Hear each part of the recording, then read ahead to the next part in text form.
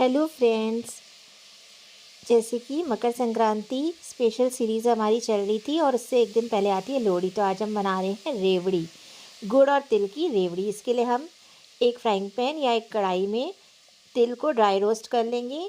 हमें तिल को तब तक रोस्ट करना है जब तक वो अच्छे से तिल जो है वो फूल जाएंगे। लेकिन हमें ध्यान रखना है कि गैस की फ्लेम को हमें बिल्कुल स्लो रखना है ताकि तिल हमारे जले नहीं। अगर तिल जलते हैं तो कड़वा टेस्ट आने लगता है। तिल रोस्ट करके हमने उन्हें ठंडा करने के लिए रख दिया है और वापस उसी कढ़ाई में हम डालेंगे थोड़ा सा शुद्ध घी। घी डालने से एक अच्छी सी उसमें चमक आती है। अब हम इसमें ऐड करेंगे गुड़। जितना हमने तिल लिया था, जिस मेज़रमेंट से जितनी कटोरी आप तिल की लें, जिस साइज़ की, उसी साइज़ की कटोरी में हमें गुड़ लेना है। तो रेशियो आपको समझ में आ गया। जिस भी एक कोई भी कटोरी या कप बना लें तो तिल और गुड़ की क्वांटिटी सेम रहेगी। अब हमें गुड़ को तब तक पकाना है जब तक गुड़ में अच्छी सी झाग नहीं आ जाए। और फिर हमने इसमें ऐड किया है थोड़ा सा खाना खाने वाला मीठा सोडा। जैसे हम इसको डालेंगे तो आप देखेंगे इसका कलर एकदम से चेंज होने लगेगा और ये बहुत अच्छा बबलिंग सा होने लगेगा। आप देख रहे हैं कलर इसका लाइट होता जा रहा है। इसको आप एक बार पानी में डाल के चेक भी कर सकते हैं।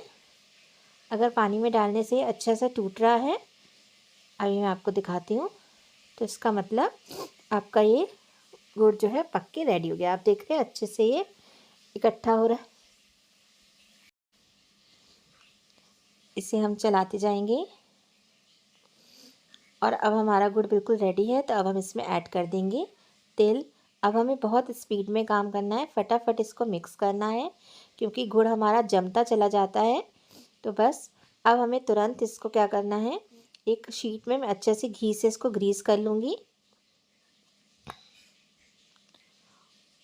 और जो हमारा तिल वाला जो गुड़ वाला बैटर है उसको इस पर पोर कर देंगे।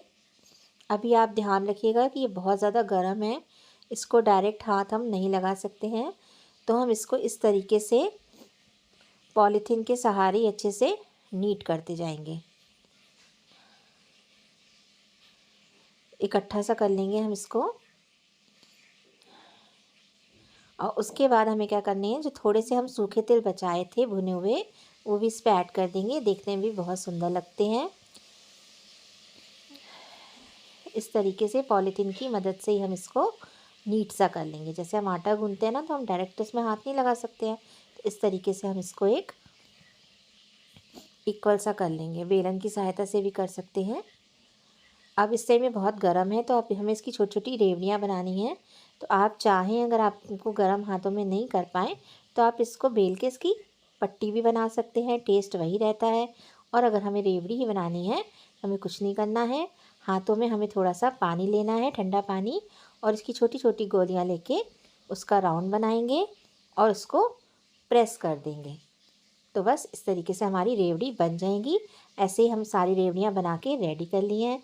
इसे थोड़ी देर ठंडा होने देंगे, उसके बाद ये बहुत अच्छी क्रिस्प और स्वादिष्ट रेवड़ियाँ बन के रेडी हैं।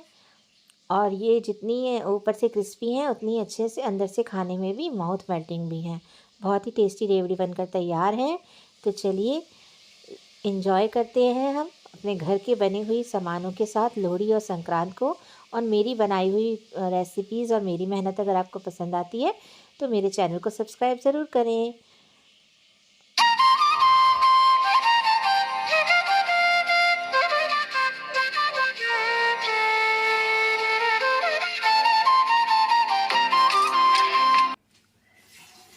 चलिए फ्रेंड्स, बन गई है हमारी लोहड़ी की रेवड़ी। आप देख सकते हैं कितनी क्रिस्पी और बढ़िया बन के रेडी हुई हैं।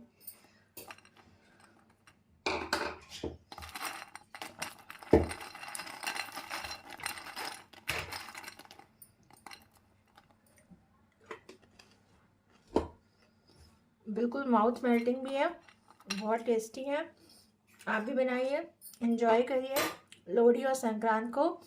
और अगर मेरी मेहनत आपको अच्छी लगती है तो मेरे चैनल को सब्सक्राइब ज़रूर करें। बगल में दिए हुए बेल आइकन को दबाना ना भूलें। लाइक करें, कमेंट करें, फैमिली और फ्रेंड्स के साथ शेयर करें। Thank you.